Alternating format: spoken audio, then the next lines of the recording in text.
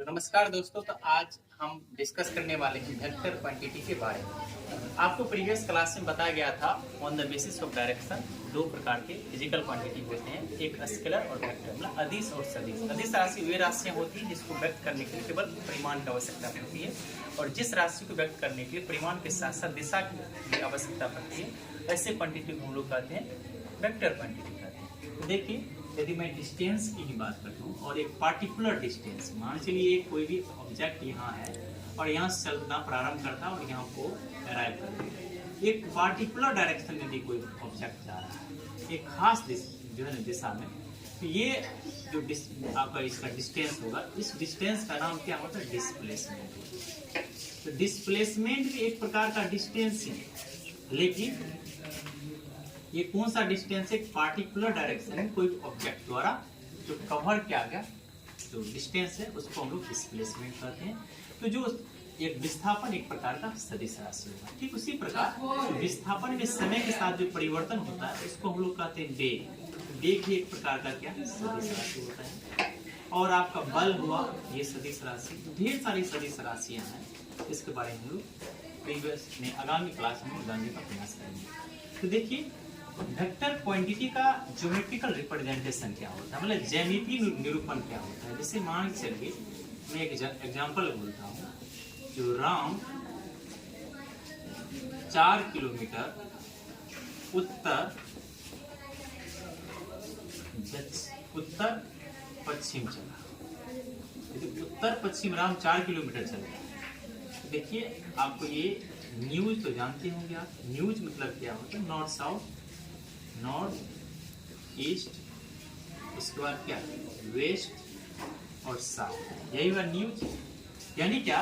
Ram 4 kilometre उत्तर पश्चिम चला। तो उत्तर पश्चिम का मतलब हुआ जो उत्तर किधर होगा, ये ऊपर उत्तर हो, और पश्चिम किधर, ये ईस्ट में हुआ पूरा हो पश्चिम में, मतलब इस डायरेक्शन में कितना किलोमीटर चला? ये 4 किलोमीटर चला।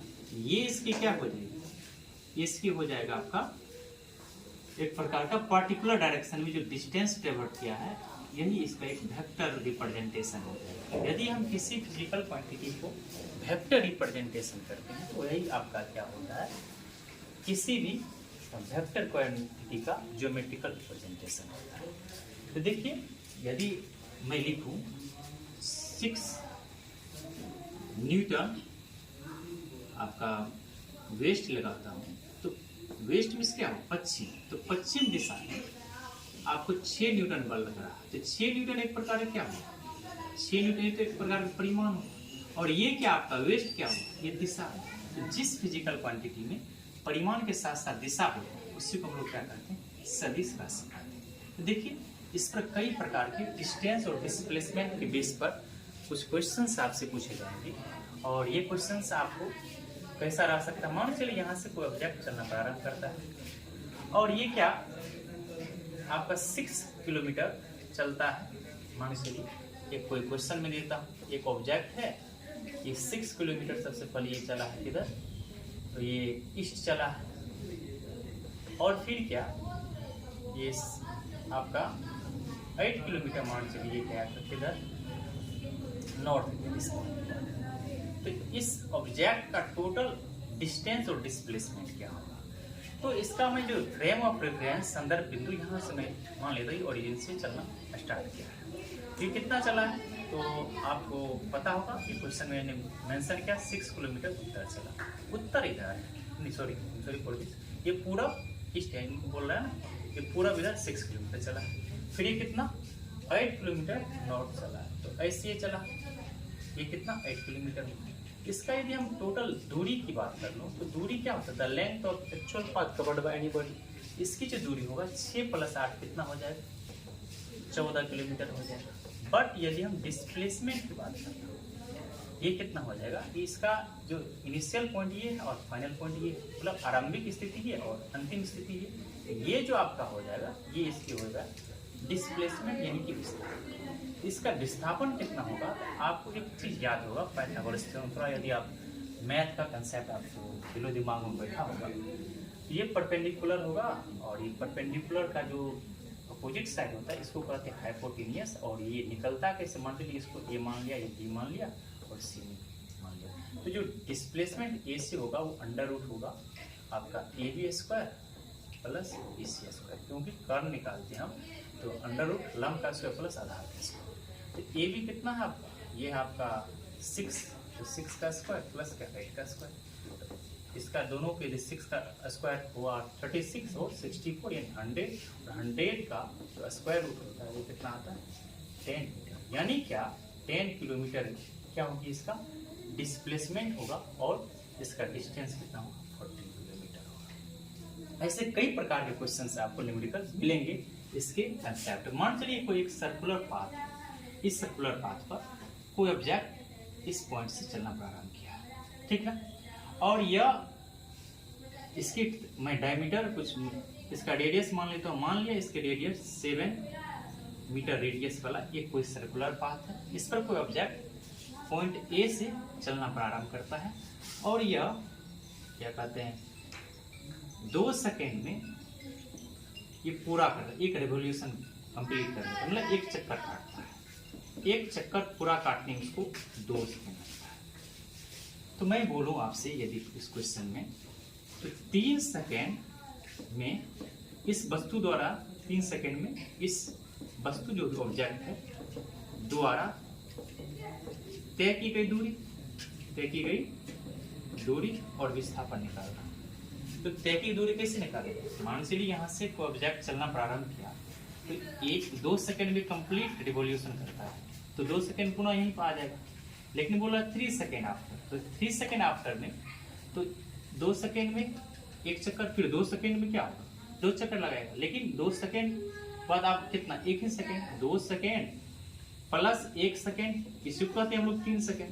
तो 2 सेकेंड में यहाँ तक पुनः आ गया, फिर जब आधा कंप्लीट ये जो रेवोल्यूशन हाफ रेवोल्यूशन लगाया मतलब आधा चक्कर काटेगा, एक ऑब्जेक्ट कहाँ आएगा यहाँ आ जाएगा। तो यहाँ पर यदि हम डिस्टेंस की बात में कर लो तो दूरी क्या होगा, तो 2 सेकेंड में कितना कवर करता है, तो एक चक्कर पूरा करने में जो ये कोई वृत्ताकार पथ पर कोई वस्तु जो एक चक्कर पूरा करता है तो उसका डायमीटर, उसका जो ये 2 पायर मतलब इसका जो पेरीमीटर होता है यानी परिमाप परिधि वही उसके द्वारा तय की दूरी होता है। तो आपको 2 पायर मतलब 2 गुना 22/7 गुना 7, अब 7 कट गया यानी 44 मीटर वह कवर किया दूरी। लेकिन इसका यदि हम डिस्प्लेसमेंट की बात कर लूँ तो डिस्प्लेसमेंट ये आपका इनिशियल पॉइंट है और ये फाइनल पॉइंट है, ये 7 मीटर ये तो 7 मीटर ये भी हो गया क्योंकि रेडियस तो इक्वल ही होता है। इसका जो डिस्प्लेसमेंट हो गया यानी विस्थापन ये होगा आपका 7 + 7 यानी 14 मीटर। ये आपको ऐसे डिस्टेंस और डिस्प्लेसमेंट के बेसिस पर कई प्रकार के क्वेश्चंस मिलेंगे। यदि आपका कंसेप्ट क्लियर है तो आप कुछ भी क्वेश्चन आपसे पूछा जाएगा वो आप आसानी पूर्वक बना पाएंगे। मैं उम्मीद करता हूँ ये चीज़ आपको क्लियर हो गया होगा। और इसके अतिरिक्त भी हम कुछ देखने वाले हैं।